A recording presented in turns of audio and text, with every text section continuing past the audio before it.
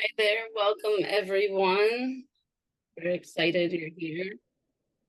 I thought it would be nice to start with an embodiment exercise or two just to really help us slow down and be here now.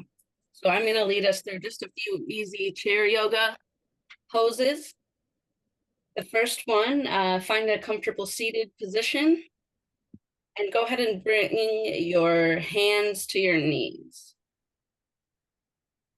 And anything I say or cue is an invitation. This is your reminder that if something doesn't feel right or you just don't like it, you don't have to do it. Simply suggestions.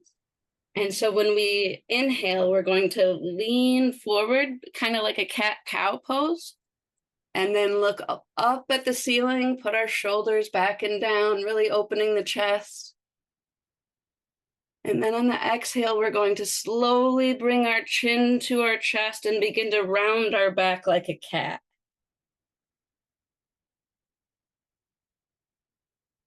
Inhale, begin to slowly look up at the ceiling, shoulders back and down. And exhale, begin to round the back and lower your chin to chest. I invite you to do two more at your own pace. Follow your own breath. All you need to remember is the inhale is when you're looking up, and the exhale is when you're looking down.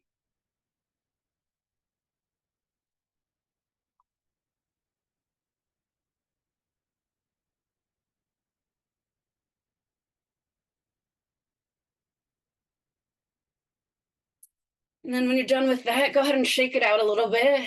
Move your body, see how it feels. And then we're going to do a side stretch on each side and a twist on each side. So for the first side stretch, let's go ahead and inhale our arms. And if you have room, you can go out and around and up. Otherwise, you can just lift them up. And on the exhale, you're going to grab one of your wrists and then pull it to the same side so that you can feel a nice side stretch here. And hold. And while you're here, take at least one deep breath from the belly.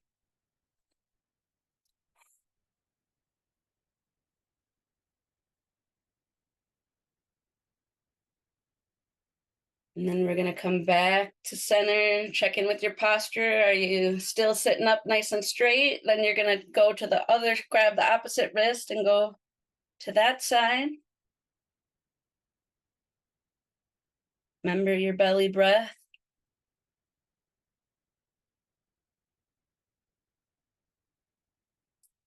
And on your next exhale, you can go ahead, release, shake it out a little bit.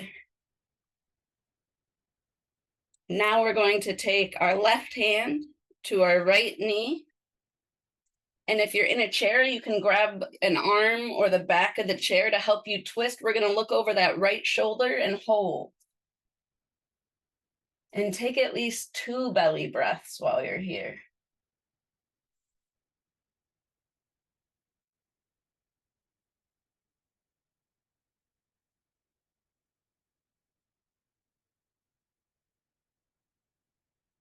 On your next inhale, come back to center. We're going to take our right hand to our left knee and do the same on the other side. You're going to want to get a twist here, so you can grab the arm of your chair, the back of your chair, or just anything to help you look over all the way over that left shoulder as far as you can. And hold. Be sure to get some belly breaths in while you're here.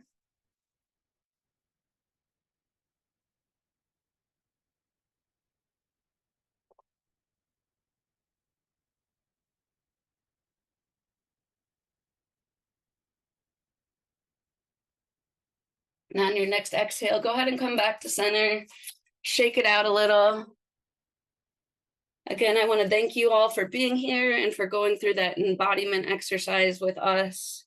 We are so lucky to have Michelle Cassandra Johnson today with us. I am Aimee Reau, co-founder of the Good Grief Network. I'm Laura Schmidt, founder of Good Grief Network. And then this event is recorded, so I know a number of you are here live with us. It will be interactive after we all have a conversation. Michelle, Aimee, and I have a conversation. We'll open it up to Q&A and we'll stop the recording. So what else were you going to say? Did I interrupt you? No, Okay. no, you're good. Well, we're wondering if our guest of honor will introduce herself. Will you tell us a little bit about you and about your path to this book? Thank you, Laura and Aimee. Thanks, Aimee, for the embodiment practice. It's a nice way to enter into the space. And thank you, everyone who's here live. I see some familiar names and faces and some new friends. And thank you to anyone who's listening to the recording. My name is Michelle. My pronouns are she and her, and I am coming to you from the ancestral land of the Cherwa, Tutelo, Saponi, Occaneechi, and many other tribes in Winston-Salem, North Carolina. It is about 88 degrees here today. I was just outside before this with my dog Jasper, who's next to me. He's on his pillow, his bed, resting. And it was quite humid outside. And it is supposed to rain quite a bit tonight. So that's kind of the weather report. Thanks for hosting me, Aimee and Laura and Good Grief Network. I'm excited to share more about the wisdom of the hive. I am many things, including a spiritual practitioner and teacher and bee tender and racial equity educator and intuitive human and intuitive healer, and interested in mysticism, which is weaved into the wisdom of the hive, as well as some very practical information about bees. And I'm excited to be here and to share more about this book. Thank you so much. We didn't show the cover. I mean, we showed the cover while you were talking, but look at this beautiful book. This is The Wisdom of the Hive. My first question is that there's another name here that we don't know. It's Aimee Bertain. Yes. Can you tell us a little bit about Aimee and you? And Absolutely. oh, I skipped we skipped the check-in. Do you want to do this question and then the check-in? Or yeah, let's get a little intro into the book and then we'll check in. Thank you. Yeah, so Aimee Bertain is my best friend. I was just with her earlier today online. She lives in the Pacific Northwest. We met many years ago through yoga. She came to my yoga class, and after a few classes, we became friends and best friends throughout time and space. That was probably over a decade ago. And she has been in relationship with honeybees for many years and was introduced to them in Brazil. She lived on land that was next to a beekeeper who had 16 hives, and she's always been curious about bees. And we attended a nature-based shamanism program in the UK in July, well, 2 years ago, actually, 2023. And I knew when we went to that, I was like, I want us to write a book about the bees, but then we got there and it became more clear that that was exactly what we needed to do. And so we weaved the stories and medicine of the bees and channeled wisdom through our cells and tissues and bones, and then out through our hands as we typed on our computers and wrote the wisdom of the hive. She is a kindred spirit and beloved, and I'm so glad that we've brought her into the space. I'm glad you brought her into the space too, and your friendship or your love for each other shows in the book. You can tell it's not just like a business collaboration, it's a collaboration with great love. And I feel really lucky to have read about Aimee and her stories with bees. And we'll talk about it a little bit later once we sink in. Yeah. But for our check-in, we thought we like to do this one a lot at Good Grief, and it's a how's your local heart and how's your collective heart. I can model first, and then whoever wants to go can go. I am Aimee, she, her pronouns. On the land of the three fire, the Council of the Three Fires, Ottawa, Potawatomi, and Chippewa. And my local heart is pretty good, hot. We've also had a lot of heat here. So it's been super hot and, you know, tired from that. But this past weekend, we got to go camping with our nieces and nephews and just had an amazing time. And so my local heart is quite full and joyful. My collective heart is devastated, shattered, breaking, overwhelmed, and so extra grateful to be here today and connect in this way that feels so essential in these times. Thanks. Thank you. I'm Laura. I use she, her pronouns. I think my local heart is going faster than my nervous system allows. And so the embodiment exercise I actually really needed and just breathed a lot and really deep. I feel like I'm in this like frenzy. And then it's funny because we're about to talk to you about the bees and their nervous system. And so I was reflecting on my own nervous system state. And then similar to you with your collective heart, mine is broken. And a little while ago, we had another engagement and I had just read something from Adrienne Marie Brown that said something along the lines of like, if our heart breaks, and it creates more space for us to kind of take up with that broken heart. And so I feel like I've been trying to embody what that means to just live with a broken heart all the time and then be able to take up space with that heartbreak, because it's not going away. So that's my local and my collective heart. How about you, Michelle? Yeah, I love these questions, local and global heart. My the answer is they're intertwined in the sense of on Monday we harvested honey, which we only do once a year, and we do it in July, which is considered a bit early, not for the bees, but in this during the season. And we harvested honey from 3 out of the 5 hives that I have, and we got 4.5 gallons of honey. And we're quite conservative. We don't take more than we think we should because the bees need the honey to survive winter. So we could have probably taken more. And there are points when my intuition is like, nope, that's it. Or the bees let us know, that's it, no more. And we respect that, right? And so my local heart is in the energy of that harvest and sweetness. And I just jarred all of the honey. Um, and my global heart is connected to it because it takes 12 bees their entire lifetime, which is 6 to 8 weeks, to create a teaspoon of honey. And we got 4.5 gallons of honey. And there's still boxes of honey on each hive. And so I'm just heart like open and mind expanded from the awareness that, how many generations of bees contributed to the honey. And the reason that connects to my global heart is because I feel heartbroken most of the time. Many of you have heard me say this, and in moving with that broken heart and doing what it is that I do in the world and trying to offer medicine and alchemize nectar. So there's honey now and into the future. And I'm inspired that the bees labor in that way. And so I've been thinking about like, what is my teaspoon of change? And then when I combine it with like everyone who's here and the teaspoons of change that we can create together, probably are creating together through this conversation, I feel inspired. And so that feels, it's nice to feel that kind of inspiration. Thank you, honeybees and honey and all the generations of bees. It's nice to feel that in the face of like everything falling apart in so many ways. So that's how my local and global heart, how they're doing. Beautiful. Thank you. Thank you so much for that. That question comes to us from one of our facilitators. She used that as a check-in. So we've used it and brought it into our spaces. I feel really grateful for that.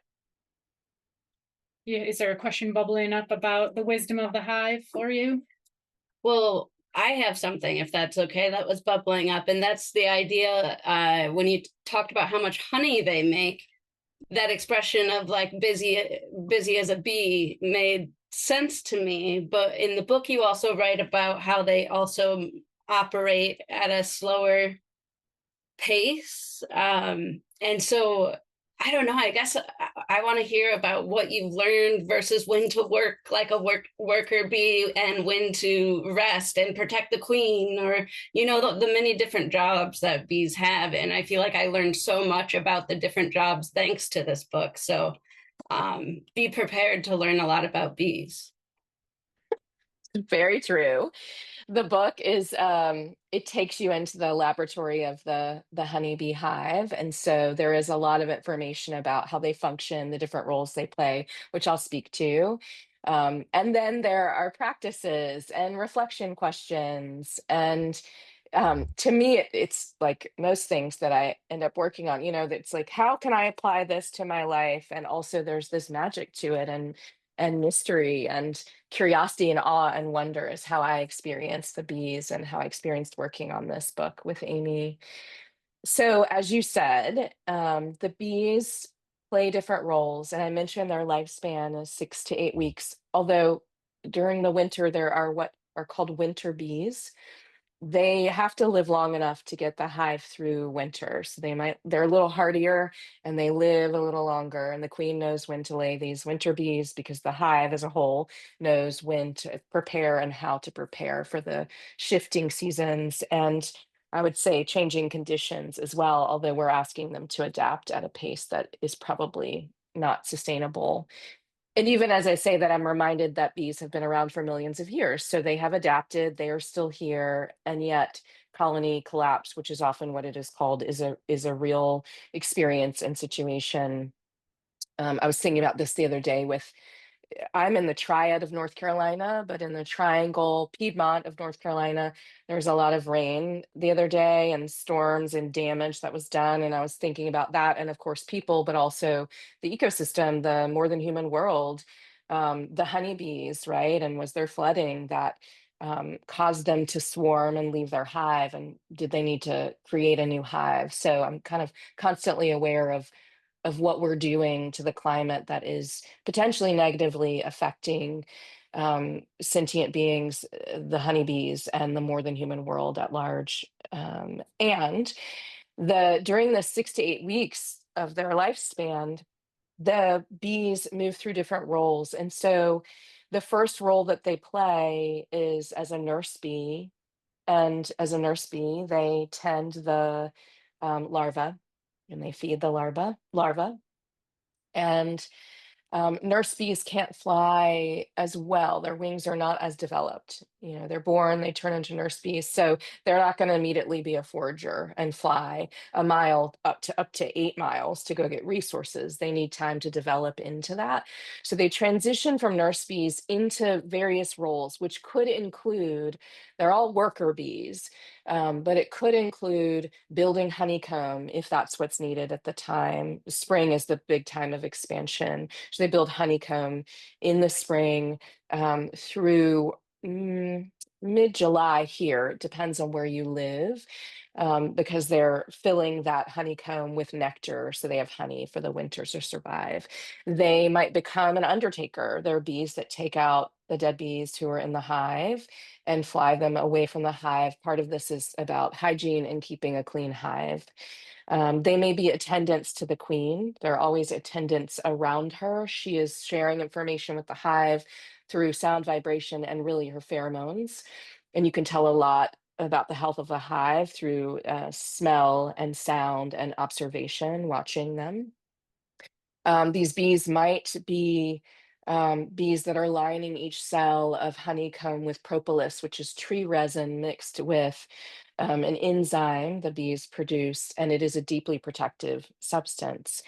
Eventually, after they move through these different roles, they become a forager, and this is the last part of their life cycle. And foragers do exactly what the word sounds like. They go out and gather resources, water, pollen, nectar, resin, to bring it back into the hive to be deposited into a cell of honeycomb. And often they transfer this, whatever resource it is, particularly if it's nectar, from one bee sister to another bee sister to another bee sister. They're taking water out of that nectar.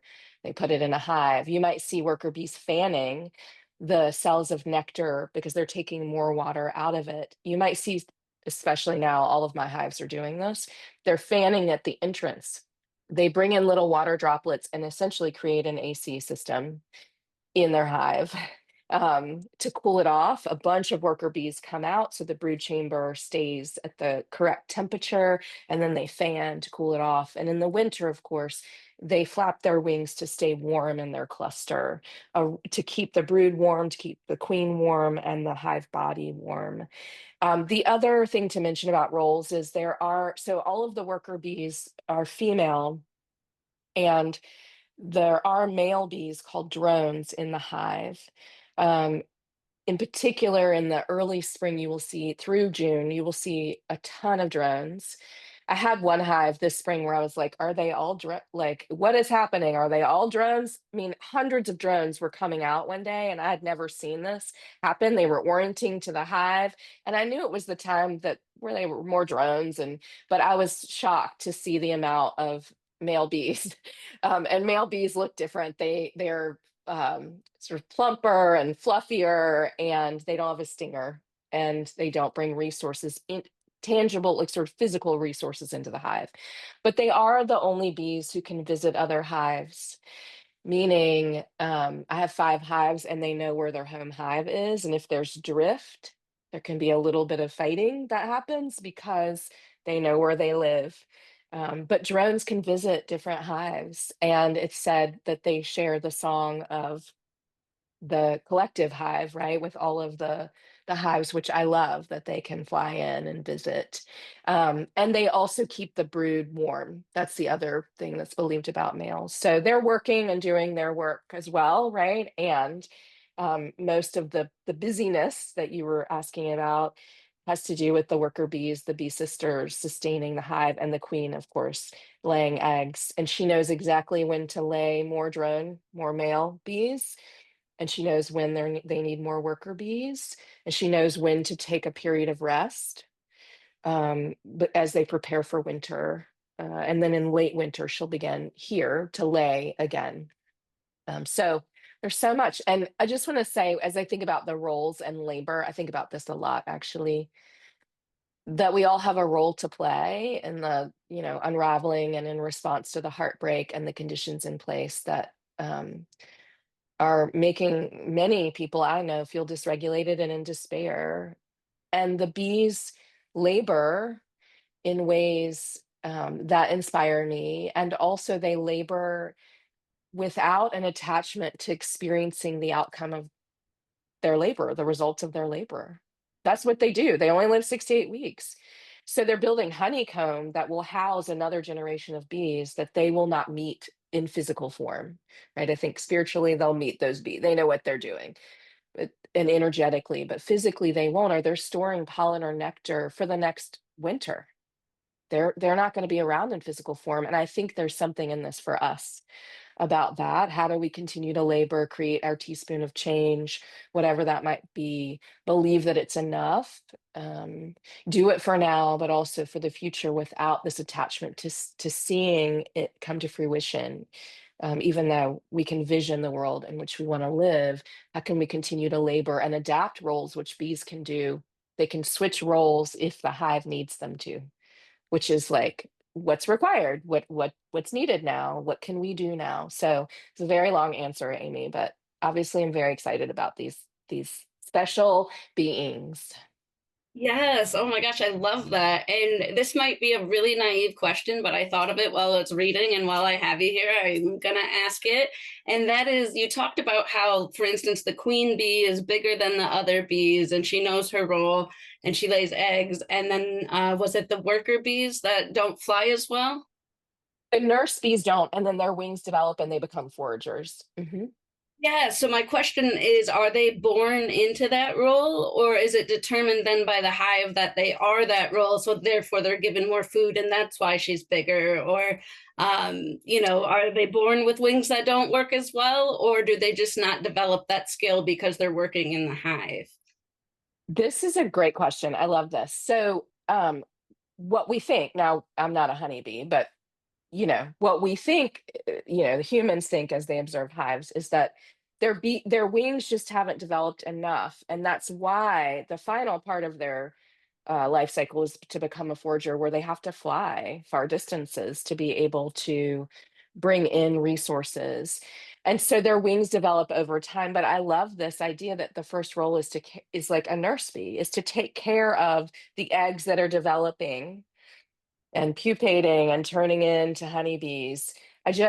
Who will become nurse bees and then transition into other roles. But the hive is attuned to it, they're constantly attuning to what's needed. So if they need more workers to build honeycomb, they will invite that to happen. If they need more foragers, if they need for some reason to create a new queen, they can do that with one of the eggs the queen has laid. So they're in this way that I think humans need to learn how to do a little bit better.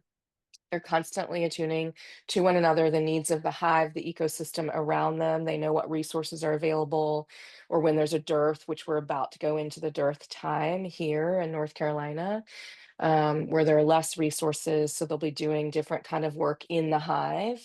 They're still foraging. They're still fanning and cooling things off. They're bringing in that water, those water droplets. So it all depends on the season, the hive, the condition of the hive, the health of the hive, how they're working together, but they're vibrating and dancing and communicating through movement and sound, to and the queen is through pheromones to let the entire superorganism know what's needed at any given time. Incredible. Your subtitle is What Honeybees Can Teach Us About Collective Well-Being. And I absolutely love that, because we need so many lessons right now, or rather maybe the lessons are available to us and we just kind of have to pay attention to them. And you just used the word superorganism. And so I'd love for you to explain a little bit more about how, like, one, what is a superorganism? And two, how might we apply that kind of connection or connectivity to us as humans? Like, what do they have that makes them a superorganism that we lack in dominant culture? This is such a great question. I sit in meditation a lot and move in meditation and sit with the bees and like pray for us as humans to learn how to become a superorganism, because a superorganism, as a hive, and there are other kinds of ants are superorganisms as well. Bees are also an indicator species. And I've written about this. Bees and penguins are an indicator species as well. So how well they're doing is an indication of how well we are doing or will do. So if there's colony collapse that's happening with the bees, collapse, and we know this in our bodies, collapse is happening in all these different ways now, all over the globe. So an individual bee does not think of themselves as an individual. They think of themselves as a extension of the hive. So there isn't this individual consciousness or awareness. It is, I am in union with every part of this hive, and not just the bees, but the honeycomb, the propolis, that protective substance that seals the hive, and it smells sweet. The pollen that is being brought in and placed into honeycomb, the nectar, the different resources I've named and we've talked about thus far. All of that, the darkness of the hive, right? The sun, when they go into the sun and gather resources, all of that is part of this superorganism. So everything they do is every, the way they effort is to support the entire hive and to sustain the whole hive, which to me feels so counter to dominant culture and capitalism and individualism and even conditioning that we may have been subject to about us being individuals and not each other's kin and in deep relationship. The bees know this. There's a unity consciousness within the hive. And I actually see this in the more than human world all of the time, like how trees can communicate with one another and send resources to trees that might be ailing. I mean, that expands my mind and heart too, right? Like, how does that even, what is that? I don't know what that is. Like, I don't know what that is in my body. I want that, right? But I don't, like, that is, I don't really have words for what that is. Like that level of consciousness, which is why I practice all the time, because I would like to touch into that some and be like, yes, I am part of everything. What does that feel like? What happens when I remember it? But the bees know this inherently, and it's embedded in how they work for the good of the hive, which is something Aimee and I definitely infused in this. Like, how can we, as humans, work for the good of the hive, and not just humans, but the more than human world? And what can we learn as students of the more than human world? What might the more than human world have to show us, to teach us, so that we can begin to remember that unity consciousness? I also love, and I'm paraphrasing here, these are not your words, but the idea that like you don't see a single bee hoarding all of the resources, you know, like it goes back to what you were just explaining a second ago, but like hoarding is not a situation bees have or experience because they're so into attuned, you use the word attuned in the book, with each other and what the needs of the hive are. And I just think, like, I've seen so many memes that are like, no animal in the animal kingdom really does it. You know, you don't hoard the bananas. In fact, most animals, if they have a surplus of bananas or something, they'll give them to their neighbor. And it seems to be some sort of, I'm getting too far on this world, but like a mental illness that we have in dominant culture about hoarding, because we think our perception of safety is tied into wealth accumulation and accumulation of stuff. But yeah, it just was like, I know this in my heart, but bees don't hoard. The hoarding instinct is not natural. Well, and I was thinking about how bees probably aren't having existential crises because they know they're part of something bigger, and that is where some of our soul sickness comes from, is we've lost that sense of connection. We've lost that sense that we're part of something bigger than ourselves. And yeah, I do wish that we could slow down and think about, like, because I really feel like if people felt like they were a part of something bigger and contributing to that something bigger, that the soul sickness and needing to hoard would maybe not be a priority anymore. Because it feels good to give when you're in reciprocity, and but we've lost that, and completely shake our head at it and say it's too idealistic, when it turns out like maybe that's what we're actually wired for. Yeah, I love this, because what you said, maybe we are wired for it, and it is a process of remembering, and what will help us to remember that. And I also think it's fear and contraction, and like how ingrained that is in the collective nervous system, and how that's amplified when when everything falls apart. And we know, like, we are in relationship with people who are losing everything. And so and I think that can then be like, am I going to lose everything? And what will happen if I do, when the, you know, solve for this is to be in community with one another? And I actually think that that's where we're going. And like, that's what we will have to do. And so we can learn it the hard way. We can begin to practice it now, so we're adept at being in community and in deep relationship with one another, when, like, I mean, things are intense. I'm not saying I know what's going to happen in the future, and yet we can deduce some of what's going to happen if we're awake at all. If we're feeling into it, we don't even need to read the headlines. We can, but if we're like feeling into our bodies. And so I think fear and it sort of amplifies this scarcity, and then there's conditioning around taking more so that we feel secure. I'm not saying that's the way we need to be. I'm just like, and I get it. It's like, this makes me feel like I'll be secure when everything is falling apart and everything feels uncertain. And yet that's the opposite of what we need to do, like lean into circle with people and say, I don't know what's happening, right? Or I have this skill to offer, or I want to give back in this way. Can we be in relationship where we're each giving, right? Whatever our medicine is, whatever our skill is. So I think that's really important. And bees don't hoard. And I will say, there are times, because of what humans have done to the planet, and the changing conditions, the temperature changes that um, are, bees are not used to, depending on where they live, right? Their geography, that there are times of the year where there are bees. This has happened to me twice, and it's been terrible, where bees from wild hives or other hives in the neighborhood have come into my yard, have attacked a weaker hive to get honey, because if it's a dearth time, there's no nectar. And it is easier to go into a weaker hive for whatever reason. Maybe it's queenless, or their parasite, something's happening in that hive, because hives do experience parasites as well, that can overtake the hive. These bees will come in and they're simply hungry and gathering resources, so they're prepared for winter.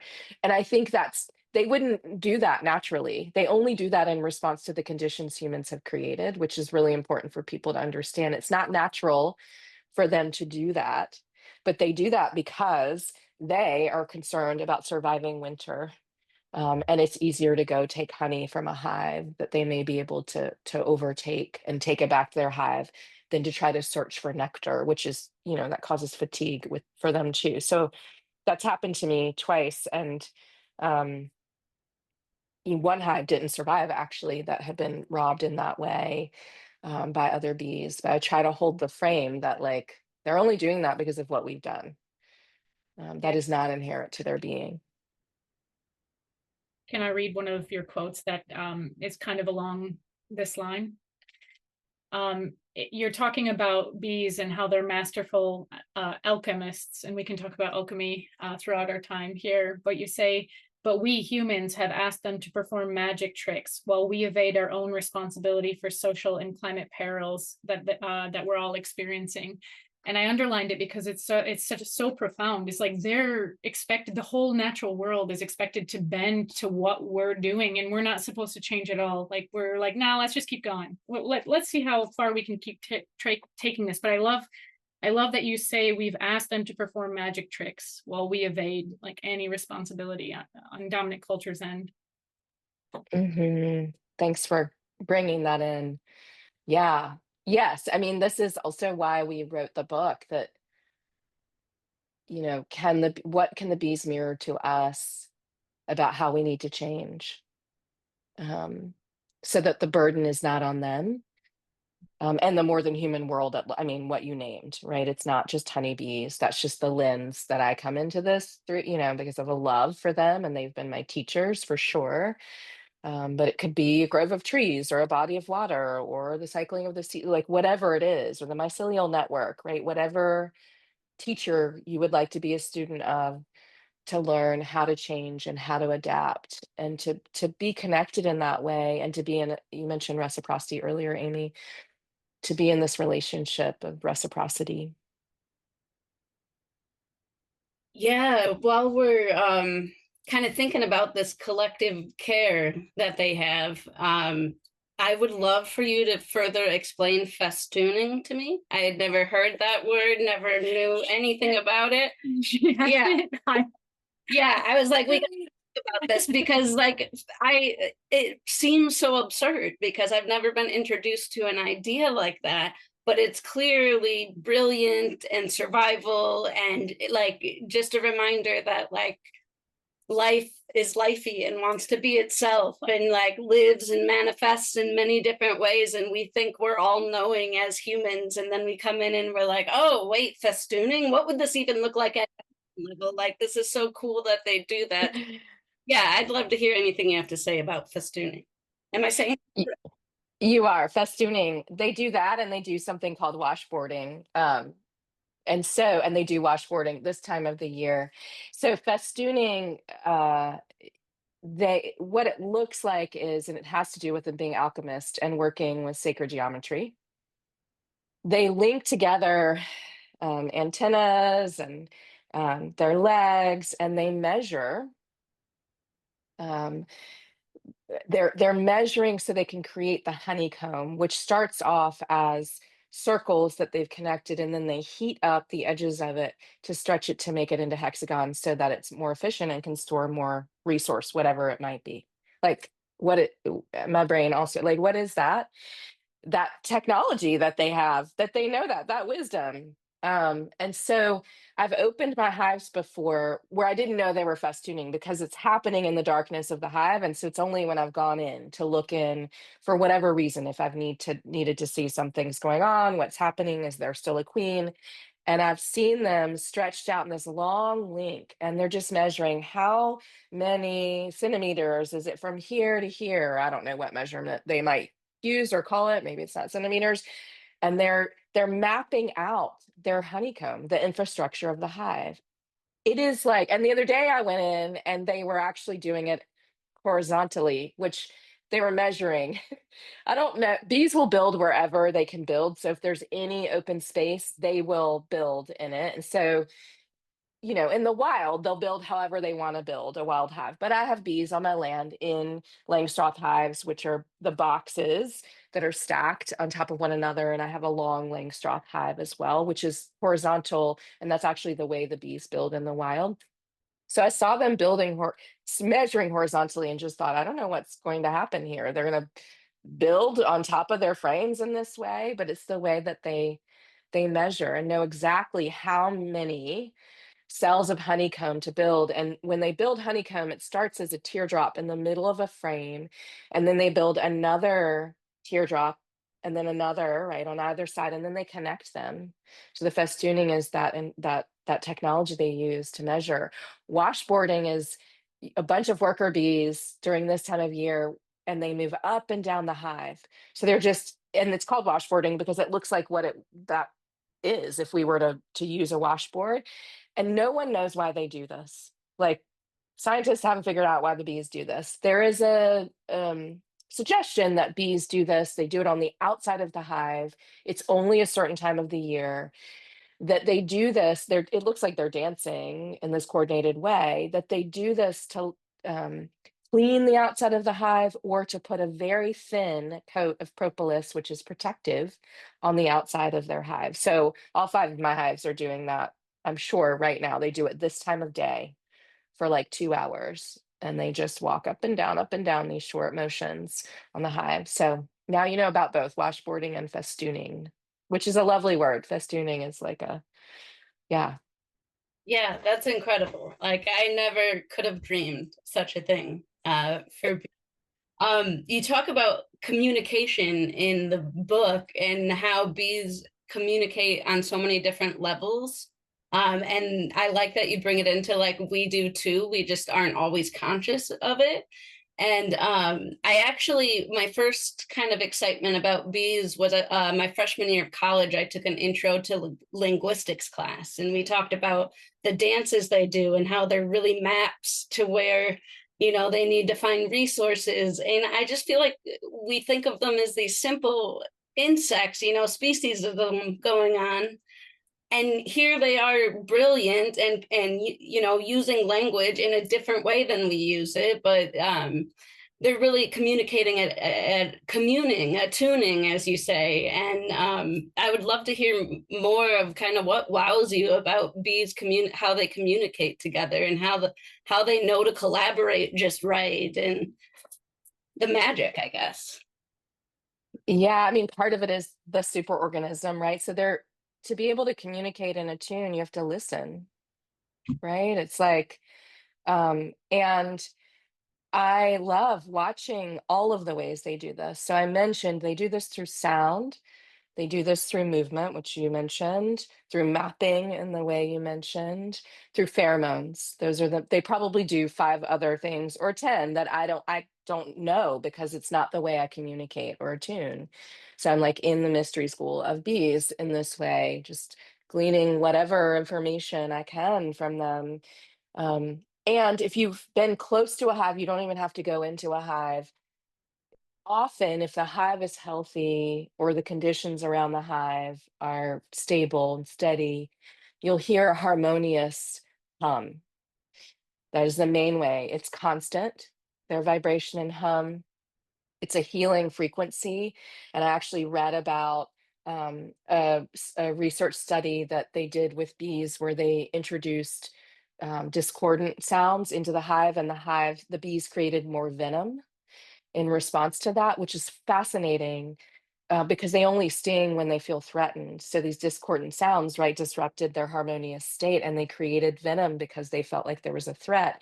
And yet their hum is healing for us. There's been a ton of research about that. If we sit next to a hive, the benefits of sitting next to the hum of a hive and taking in that vibration, that healing frequency, and how it can put us into a theta state and take us out of the thinking mind in a way, right? The thinking mind can get us caught, or we can be in a binary that it just drops us into this calm, regulated space. And in addition to that hum, or what I've shared about the hum, when we went in to harvest honey on Monday, which is quite a process, we always pay attention to the hum, but we paid attention to the pitch, because the moment the pitch shifts is the moment I know, oh, we might need to stop what we're doing. The pitch raises, it's a high pitch. So it's a low hum when everything's okay. Pitch went up. And this also happens if their queen has died, or something is happening that's threatening the hive as a whole. The pitch changes. I think it's like to a C minor or something. It's like it sounds a little discordant, the sound that they make when things are not well in the hive. And so we heard this pitch, and then they communicated with us through a few headbutts, which they will headbutt you with they'll fly into your head. I had a veil on. That is a warning. They've changed the sound. They're communicating with their vibration, and then they're like, "Oh, you're not listening." Only one hive did this to us, and we stopped. Then I was like, "The next thing is a sting," and so they're telling us enough is enough. We've been in here long enough. They've heard us chattering and like trying to figure out our system of taking honey, and now we're going to back away from the hive. We close the hive. They also, when we were harvesting honey, people think bees don't have good eyesight, but they have 5 eyes. They have very good eyesight. It's how they know where to gather resources. There's a technology where they actually turn off photoreceptors when they're flying to and from the hive to gather resources. But they have the coordinates through the waggle dance, and they know exactly where to go. And then their hive comes into sight again when they return to the hive. The other day, the bees all turned and looked at us. They were on a frame and they turned and looked. And I was like, they know we're here. We need to listen to them now, and we need to close the hive. And so there are all these ways that they know their beekeeper, they know who's tending them, they know who's standing next to them, they remember that they communicate this information throughout the hive. No doubt that the rest of the hive know we were there because of the change in vibration, and it was unified. The waggle dance is the dance that is the famous dance where they wiggle their butts and they're sharing the coordinates. It's what a lot of people know about. And I've seen my hives do this many times. And what happens is a bee will waggle their butts, they'll turn, and they're sharing the exact coordinates. And then other bees, it's not visible to our human eyes. We can't perceive this, but other bees are actually taking little steps to memorize the dance and the coordinates to know where to go again. Who are these amazing creatures? It's just like, what? What is even going on? So, they're using, and pheromones, I mentioned pheromones earlier. That's the other thing. There's an alarm pheromone that smells like bananas. So when the bees were being robbed, before I would get out of the house, I could hear them. Like through the windows, I could hear them. The robber bees were very loud. And I was like, what's happening? This is not a swarm. And then I could smell the smell of bananas when I went out into the yard, several feet away from the hive. That's the pheromone they release to say something's wrong, right? Something's wrong. So they're doing this all the time with one another. And we actually do the same thing through pheromones, through sound. We think it's through words, but through sound and tone and pitch, and sometimes the words we use, right? Our nervous system communicates in all of these different ways, when we're regulated, when we're dysregulated, and when we're trying to come back into co-regulating with one another. So the same thing's happening for us. I just am not sure we're always aware, because often we're like, I'm using words, right? And this is the way we communicate when we communicate through movement and all of these other ways, gestures. So yeah. I think it was Aimee's part in the book, and it really resonated with me. But she said something like, I do everything fast. I talk fast. I move fast. And I was like, oh my gosh, this is me too. I talk fast. I move fast. But she went on to say, like, you can't do that with the hives. And then they'll sting you. They'll teach you a lesson to know how to be in relationship with them. And so she's like, I promise every time I come in there fast and not really mindfully, not slowly, they sting me so as to tell me slow down. And what's fun, that's the wrong word, but what's interesting, intriguing, and almost a little exciting is they seem to sting her where she needs the lesson. And you talk a little bit about that in the book as well, how the sting can actually be a bit of medicine. And so there's so many questions coming up about nervous systems, about communication, about the sting as maybe a gift or some medicine that we might need. Do you want to speak to any of those? I know I just threw a bunch at you. You know, I love it. This is the same way I ask questions too. So it resonates. Yes, Aimee wrote about that, and she does move fast and talk fast. And then the bees will be like, I'm going to sting you on your foot, or I'm going to sting you. One day she was feeling irritable and was going to tell people like it was. And then the bee stung her on her lips, right, her mouth. That's happened to me once before too, when I was arguing with my partner as we were harvesting honey, and I was like, we need to get out of here. And a bee basically was like, shut up. Essentially, it was like, you need to be quiet. Your husband is having some vibratory experience with the bees, and you need to let that happen. That's what was going on. It was fascinating. And so they will tell us and teach us. And we did write a fair amount. I wrote a lot about the sting and the medicinal properties of a sting. Of course, if you're allergic to bees, that's a different thing. But really, it was the metaphor of the sting. Like, how can we awaken to the stings of truth we are reckoning with right now? Is the that piece that's connected to the subtitle about collective well-being. What do we need to see, or what needs to be revealed to us so that we can practice collective care in the ways the bees do, or emulate, a superorganism, right? As humanity to emulate this or embody the properties of a superorganism. So often people are afraid of being stung, be that through truth or an actual sting from a bee, physical sting, because it hurts and venom goes in, and then your immune system responds to this venom, right? And venom works its way through your system, and your immune system becomes something in the body, right? There's a welt or inflammation that happens in order to heal. That's the point. So we can't bypass what's happening, right? Aimee couldn't bypass that she was, in her body, ingrained in her way of being is this, I need to move fast. That's from some nervous system dysregulation. I know lots of people. I do that at times myself, right? And then the bees were like, actually, come back into alignment with yourself, attune to yourself, begin to move slowly. It's the only way to work with us, right? It's the only way to be with us. It's really the only way to be, right? Move at this different pace so you can be present.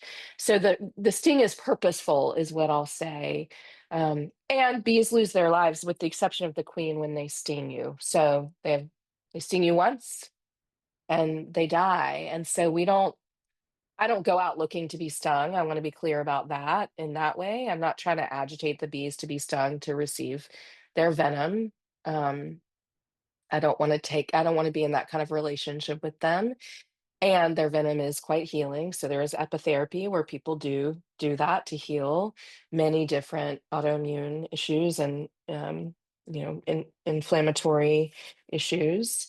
And I am always present to, and I always pay attention to where they stung me and why, and what I was doing at the time that may have caused that sting to happen.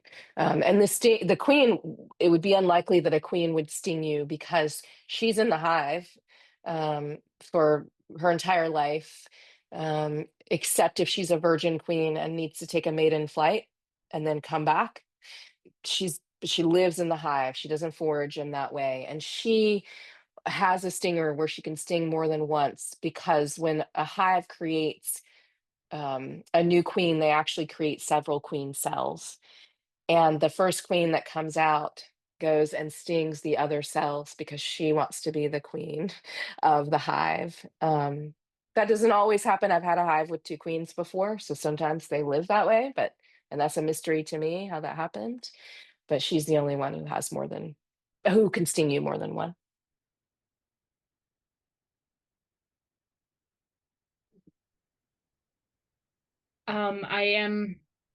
I'm wanting to go in two directions, and I'm a little bit torn because there's so much richness in your book. And I mean, everything that you're trying to teach us about what the bees taught you is preparing us for what Francis Weller calls the long dark. And we wrote a little bit about the long dark in our book as well. We're big fans of Francis Weller. He calls himself a soul activist, which I just think is a brilliant title. And so I'm wondering if you can tell us a little bit about the long dark and about liminality and about darkness. And I know at the end of the book, you're kind of reflecting on writing the book, and you ended up having to write it in a way that you weren't prepared for. You ended up writing it in the darkness. And so I'm wondering if you can tell us a little bit about the gravitas that the bees know about that maybe we need to learn about. Yeah, I love this. And we learn a lot from the bees about the liminal space. They are psychopomps, so it's said that they can work between realms. They're adept at working between realms, um, and that they can work with polarities and they can travel to the void, essentially, is the mysticism around this. But you can actually see this if you watch a hive, because the bees do most of their work in the darkness. And the way that they work with the polarity of the dark and light is they go out into the sunlight shortly after they're born to orient to the hive, and then they won't go out again until they become foragers. So they build in the dark, they birth in the dark, they dance in the dark, they engage in whatever ceremonies in the dark. They communicate in the dark. They store their resources in the dark. And that's where most of their time is spent, unless they have to go out into the light to gather what it is they need to sustain the hive. They also don't forage at night, they only forage during the day. So that's another way they work with darkness and the light. And I reflect on this a lot because, as you mentioned, Francis Weller in the Long Dark, it's exactly where we are. And I think it is important for us to become skillful at traversing through the dark, at befriending the dark, at birthing and building and creating in the dark when we don't know, at festooning in the dark, right? This measuring, right? This magic of sacred geometry, of sharing song and wisdom in the dark, that instead of disintegrating in the darkness, how do we actually, connect and commune and remember the web of connection, I would say, through the darkness. So the bees are such teachers in this way. Um, and I also think there's a practice called telling the bees, which initially was a practice about sharing with the bees when there'd been a loss. So it was a grief practice. And I feel like there's so much for us to learn from them, um, about how to grieve, about working um, with and through the conditions that are causing so much grief for us. And I say this because I've sat with my bees and told them of many of the things that are happening in the world, and I've watched them work through that, work with it as I share sorrows with them. Um, and I think I'm not saying work overwork. I'm just, there's a way they're busy and they labor. And so I'm thinking about how do we continue to move in the darkness. And I also want to name, I think bees are in some ways, um, I am quite sensitive, and yet I think the bees are more sensitive in some ways to everything that's going on, because when they fly out of their hive, they can feel vibratory level, they can feel everything globally. I think they can feel it all. And as multiple genocides are happening in our world, I think about certainly the people we're losing, and I also think about the landscapes, right? The what this is doing to the ecosystem, and how that's in direct relationship with the honeybees who we're reliant on, right? Like, and not just them. And so I just want to name, like, the darkness is also can be certainly a place of grief, and they know how to be with that. They're aware of it, and they continue to do what it is they do, and a lot of that is for our benefit too. And so to be grateful for those gifts that they offer to us, and how we are deeply intertwined with them. So yes, let us learn how to be in the darkness with it, befriend it, and know it's a generative space. There's a lot of potential in the darkness. There's the unraveling and the potentiality of that, and what's gestating in the dark.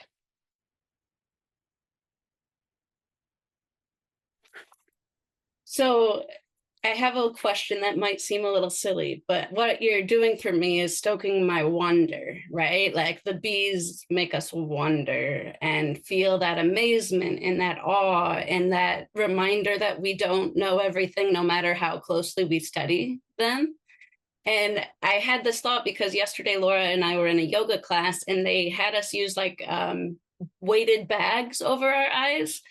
And then I got nervous because they didn't say when to take it off. And when I took it off, the brightness was just like so intense. And it made the light seem brighter than than it had when I walked into the studio. And I'm thinking if bees have 5 eyes and they're going from the darkness of the hive to the full sun of the day, do they have any kind of like protection for that change? Do they do it gradually? Like, is there a wisdom there? Because I imagine if you have 5 eyes and go from dark to sunshine, there must be, some jarring there. Hmm. Yeah, this is such an interesting question. Bees do what is called an orientation dance. Um, and we've written about it as the lemniscate and walking the eight. And it is where they dance with polarities. It's also how they know where home is. And so my hives do it. Often it's between 1 and 3 p.m. They come out of the hive, a group of bees. They're orienting so they know this is my hive, but they also do it when they're getting ready to take foraging flights. They're preparing. And as a group, they dance this 8 and they make a figure 8 as a group. And then they land on the hive and then they back up and they make a bigger 8. And they do this over and over until you can look in the sky and see them fly over their hive, and they're flying a huge figure 8. They're massive, these lemniscates. So they know, okay, when I go out and get resources, this is where I come back to. And I mention that here because it's a way we can work with polarities for sure. It's a practice in the book, actually, that you can do physically or visualize it or draw it or trace it with your finger. There are a lot of applications. It's to help us get better at that, working with polarities. But I mention it because I think they practice. What is it like to go into the light? They do orientation flights for days before they ever go far away from the hive to then come back. Um, Now, again, I'm not a bee, so I don't know if that's why, right? I don't know the answers to these ancient technologies they embody. And yet, from watching, I do have a direct relationship with them. From watching them time and time again, I know they practice in this way. And it's also one of my teachers, Ariella Daly, talks about sometimes foragers will go out with other foragers. So there'll be a bee and then a bee on top of the other bee, and they take the foraging flight together and they come back in together to practice in that way. So they're not doing it alone. I haven't seen that in my hives, but imagine that it's probably something they have practiced with one another. And so I do wonder if they practice and that helps them adjust to that contrast, right? And they're also meant to play with light in that way and the darkness in that way. So maybe we practice in whatever way feels safe for us, right? Working with darkness, within the darkness, the light, those transitions and that liminal space. So we dissolve the thoughts about them being in opposition, versus deeply intertwined with and reliant on one another, right? The darkness and the light or other polarities. I love that. It's like they're a master of transition. And I really love that you have that exercise in the book of like setting 2 sacred objects near each other and then walking that sacred symbol of the, infinity sign, the, sideways 8, whatever you want to call it, but that continuous motion. And you mentioned having a sweet spot in the middle when you get to the middle, and it feels like a guide for us when we're struggling with transitions, to be able to learn from the bees and make it more subtle, because I guess like I'm also hypersensitive, and the world just seems so loud all the time, and that transition from like quiet to loud can be really intense. And so like, what if I slowed down? What if I mindfully, welcomed the noise as a teacher, or something else to tune into? Or yeah, I just feel like it shifted something for me. And so I hope our people in the audience and people listening might consider giving that exercise a try, because I think there's a lot of wisdom there in the transition from bees. Thanks for explaining that. Mhm. Exercises, and a lot of them are invitations to slow down, invitations into noticing, which is a lot about what the book is, right? It's like you can't know these lessons unless you're going at a pace slow enough to receive the lessons. And I've been trying to form a question about spirituality, because there's also an element of, you used the word mysticism earlier, but there's an element of spirituality in this book, and I'm wondering if you could speak to that a little bit. Like, maybe just tell us a little bit about your spiritual path and how the bees help you. And you also used the word practice very early on. You've used it a couple times, but the first time you said it, I was like, we have to talk about this as well. And so what does it mean to be in practice? Why do we need some sort of spirituality? Why might we be invited into a spiritual practice in these times? And what is it about this book that helps us kind of connect with that type of energy, that type of way of being in the world? Yeah, it just started raining here and the sun is out, which is one of my favorite experiences when because it's like those polarities of sun and rain. So we just didn't thank you. Just invited that in. And there'll be a rainbow, I'm sure, soon here, somewhere because of this, which feels like it's connected to what we've been talking about. And, I've been on a spiritual journey path for a long, long time, which has shifted and changed. And as some people talk about the bees traveling the crooked path because of the nonlinear path, I'd say that my path and really human experience is nonlinear, and there's not much that is linear, but that I've been conditioned to think about things in that way.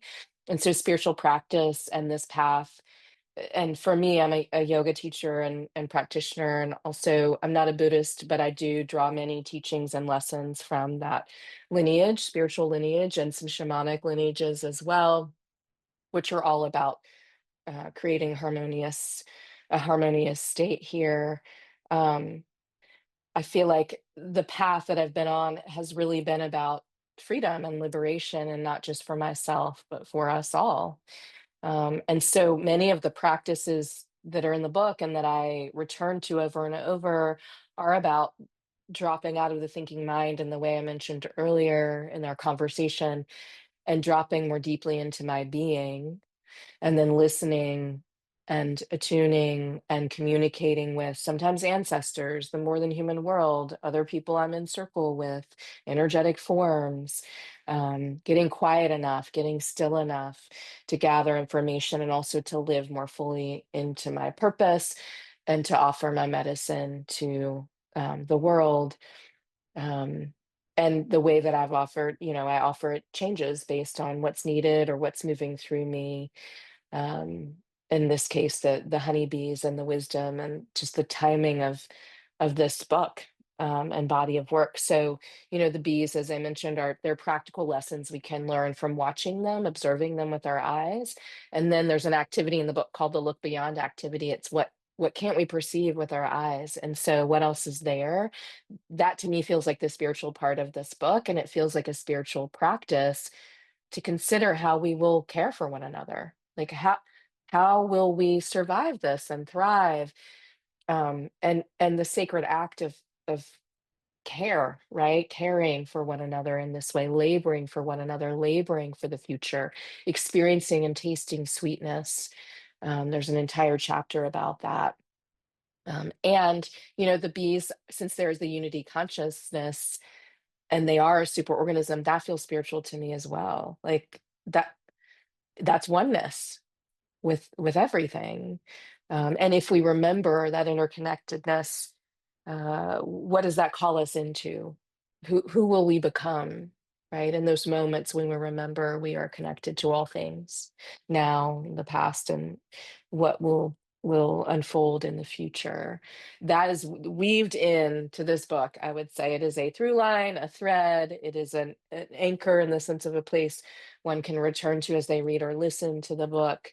Um, that feels like the yogic teaching for this, right? That oneness and the way they show us and emulate that in everything they do.